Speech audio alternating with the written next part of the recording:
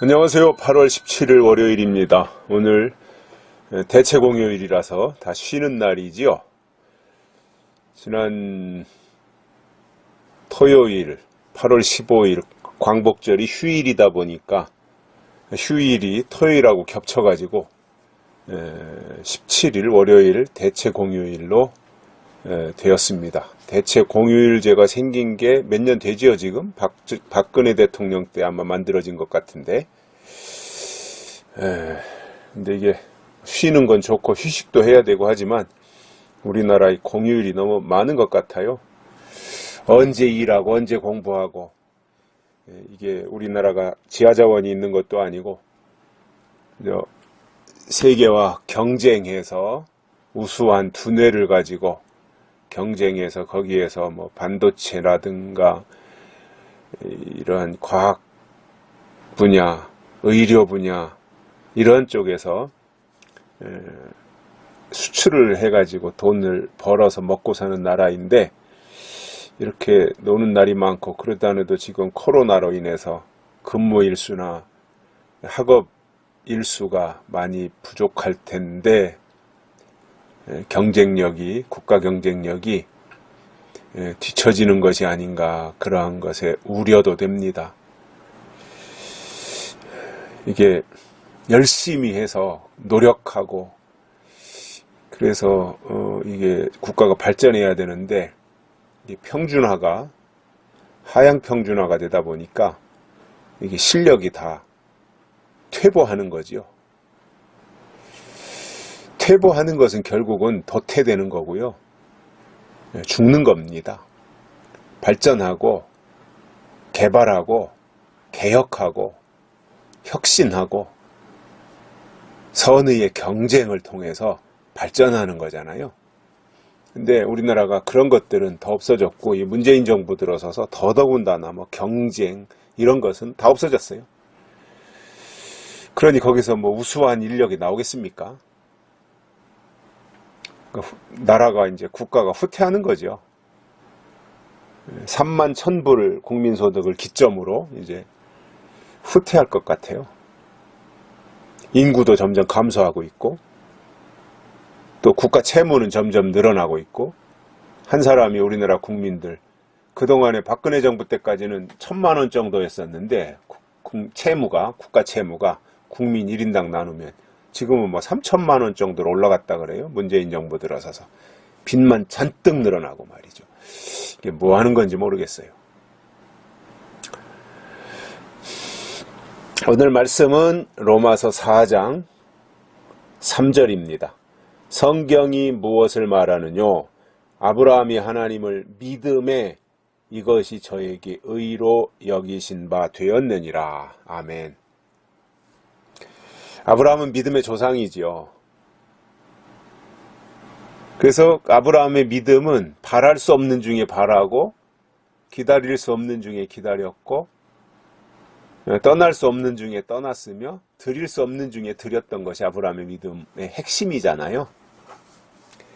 근데 그러한 아브라함이 그 의롭게 된 것은 그의 어떤 행위로 된 것도 아니고 무슨 노력으로 된 것도 아니고,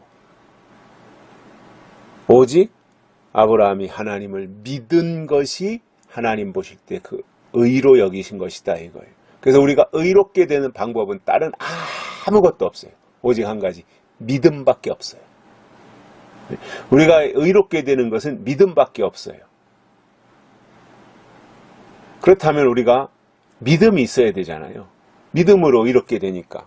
근데 믿음이라고 하는 것을 사람들이 오해하는 게 뭐냐? 교회 다니는 게 믿음이고, 예배 드리는 게 믿음이고, 믿습니다 하는 게 믿음이고, 이런 정도로 생각해요. 물론 믿음의 한 분야는 될 수 있겠죠, 그런 것들이. 그리고 믿음의 결과물이겠죠, 그런 거는. 아니면 이제 그런 것을 통해서 믿음을 갖게 되는 계기가 되는 것일 수도 있고요. 그런데 그것이 동기로서의 믿음이든 결과로서의 믿음이든 중요한 것은 믿음인데, 믿음이 뭐냐라는 거예요. 사람들이 믿음을 말하는데 믿음이 뭔지 몰라요. 참 아이러니한 현상이잖아요. 믿음을 말하는데 믿음을 몰라요. 자, 믿음은 약속입니다.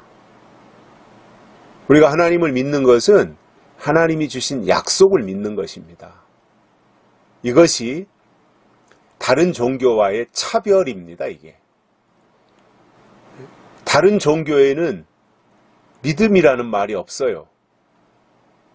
왜냐? 약속이 없기 때문에.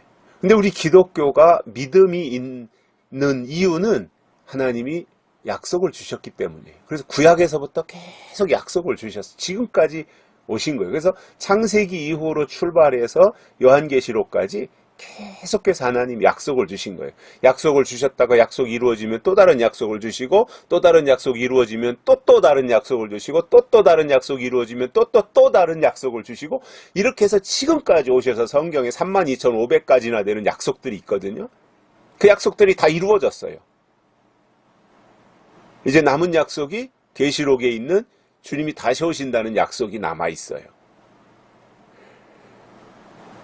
지금까지 주신 모든 약속들이 다 이루어졌다면 이제 남은 약속, 예수님이 다시 오신다는 약속도 반드시 이루어지는 거예요. 그래서 믿음이 뭐냐 하면 하나님이 주신 약속을 깨닫고 약속을 간직하고 약속을 붙잡고 그 약속이 이루어지기를 기다리는 이것이 믿음이라는 거예요.